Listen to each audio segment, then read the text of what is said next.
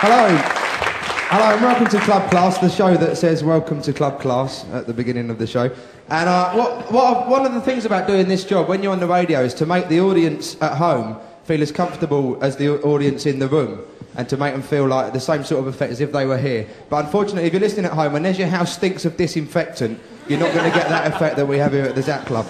We were going to start off tonight with a little karaoke competition and get everyone out of the audience up and singing and everything like that. But we've tried it before and Milli Vanilli win every week, so we're not going to bother with that.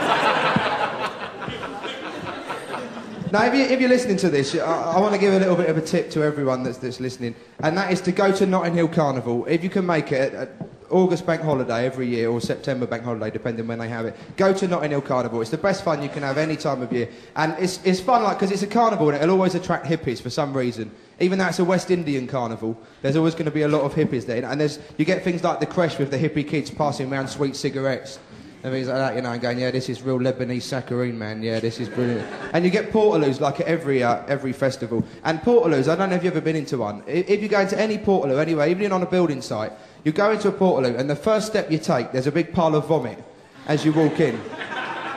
And apparently no one's done that. It's just when you build a portaloo, they're built in to get the atmosphere going, you know. And you hop over that, you hop over the pile of vomit, and the next step you take, there's always a stinky hippie stood next to you. And he's never actually using the toilet, he just likes it in there, you know, he thinks it's the Zap Club or something, I don't know. But the best thing about Notting Hill, it's a good time anyway, but the best thing is watching the plainclothes police trying to look black. And you can always spot them. I'm great at spotting them because their skin's a different colour. I get that straight away, you know. And it is good fun because every year they try and dress like black people and mingle in with the crowd and think that no one's noticed. And they try and wear these clothes they think black people are wear, but they haven't really got a clue. So like some years you'll get them in like dreadlock wigs or something like that. Or one year pinstripe flair, because it's in a 1973 Jimmy Cliff video, you know, things like that. And the best year I ever saw was last year when you'd see 20 blokes on a street corner, obviously plainclothes police, because they all had exactly the same clothes on, they're all trying to mingle in. And someone had obviously cocked up in the headquarters, they had all these T-shirts that I think were supposed to say Bob Marley, and they all had pictures of Robert Morley on their shirt and Jar Live on the back. You know. I'm going to be on tonight's guest artiste, Eddie Izzard, who won last year's Perrier Commendation at Edinburgh, and is also the resident compere at London's Raging Bull Club in Soho. Welcome onto the stage, Eddie Izzard!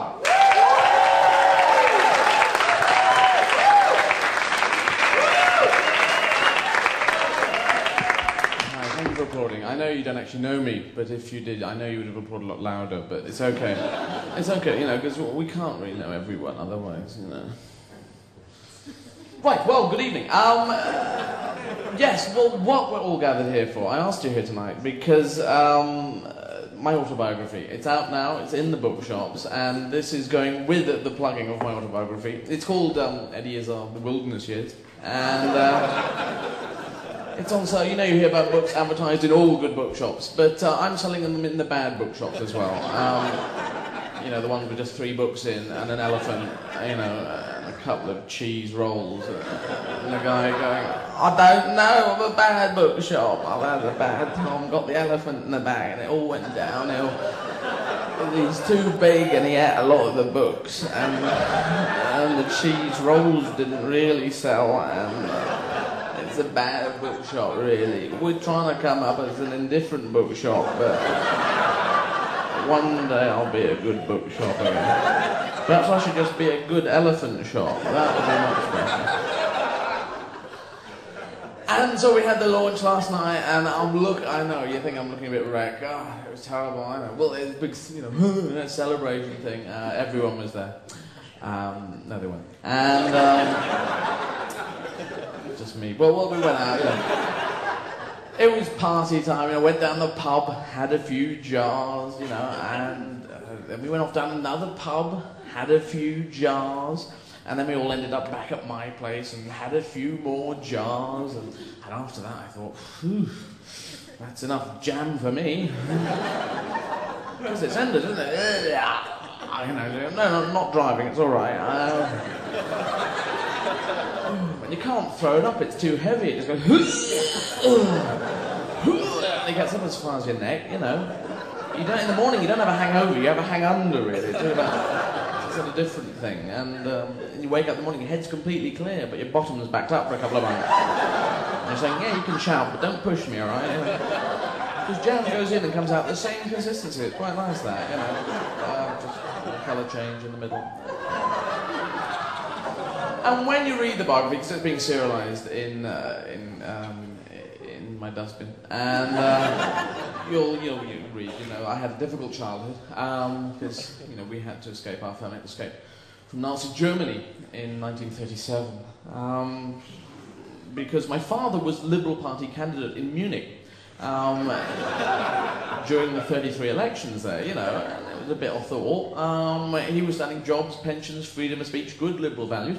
And he was up against Hermann Goering, who was standing on the vote for me or I'll kill you, you know, kind of ticket, good Nazi values. And we were losing hands down at the time, and we had to escape. And so my mother, she took me down to the banks of the Rhine, the river that runs through Germany. And from the riverbank, she took some reeds, and she took some mud with it, and together she shaped them into the shape of a U-boat. And placed me inside, and I floated off down the river, and that was the last, you know, I saw of my parents. And I was brought up after that by wolves, actually. You know, they were out yachting one day, and it was great. Being brought up by wolves is a wonderful time. You know, they gave me a name. They called me I think, and they taught me how to hunt and how to fish and how to play backgammon. Oh, it was brilliant, you know. And wolves are just natural at, you know, at fishing. They just wait, you know, the animals have got that sense, and they just wait by fast-flowing rivers. And then when a big fish comes along just at the right moment, they reel it in really, really quickly. And land it with a net, you know, Cricket Gas Mark IV. Brilliant stuff, you know. And we were wolves, we were young, we were crazy, you know. We made love, and...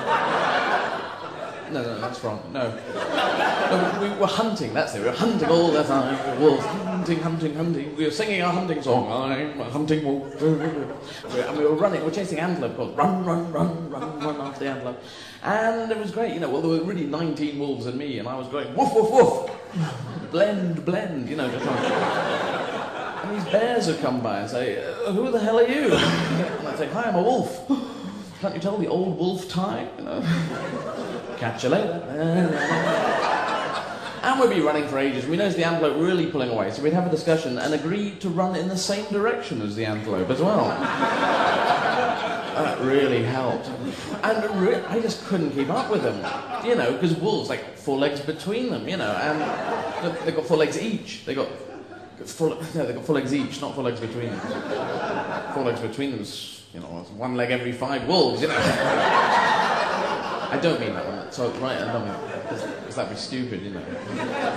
Because then you'd have 1 wolf on 1 leg, hopping, dragging 4 wolves on strings behind him, which isn't quite as an efficient hunting method as... So I don't mean that one, right.